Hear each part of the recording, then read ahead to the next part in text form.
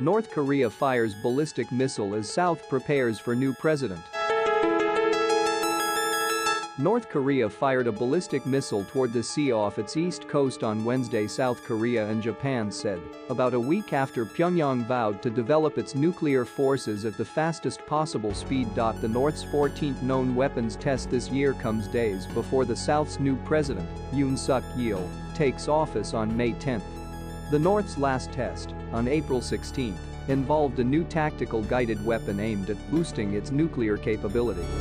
South Korea's Joint Chiefs of Staff, JCS, said it detected the launch about noon in the Sunan area of the North's capital of Pyongyang, home to an international airport and the area from which the North said it had fired its largest intercontinental ballistic missile, ICBM, the Hwasong-17.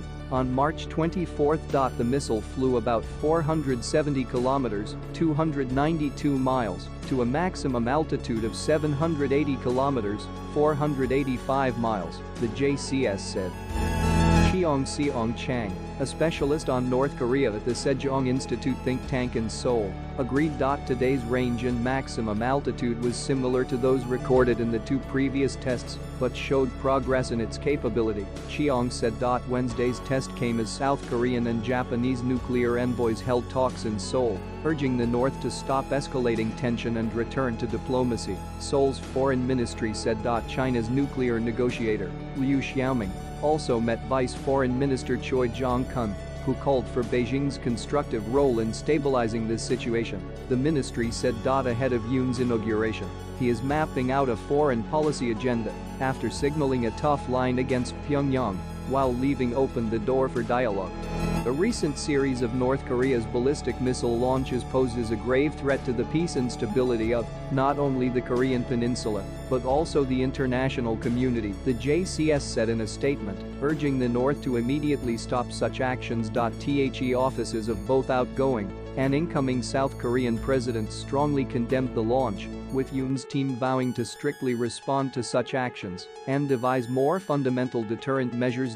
Japan's Coast Guard also reported a suspected ballistic missile launch by North Korea. Japanese Deputy Defense Minister Makoto Iniki put the missile's range at 500 kilometers (311 miles) and its maximum altitude at 800 kilometers (497 miles). He said the ministry was still analyzing the data to determine its type.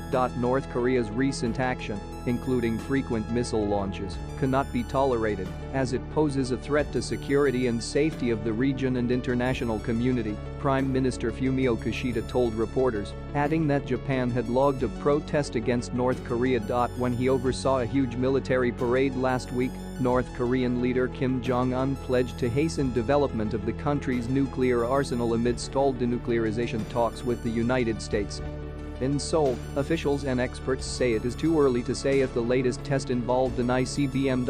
In its March 24 test, the North's first full capability launch since 2017, a missile flew 1,080 kilometers (671 miles) to an altitude of 6,200 kilometers (3,900 miles), with a flight time of 71 minutes, the JCS said. It might be an ICBM or something with a shorter range, Lee Jong-suk, Yoon's pick for defense minister, said at his confirmation hearing on Wednesday. Ankit Panda, a nuclear policy expert at the US-based Carnegie Endowment for International Peace, said the launch possibly involved technology for satellite reconnaissance systems, which the North tested in February and March.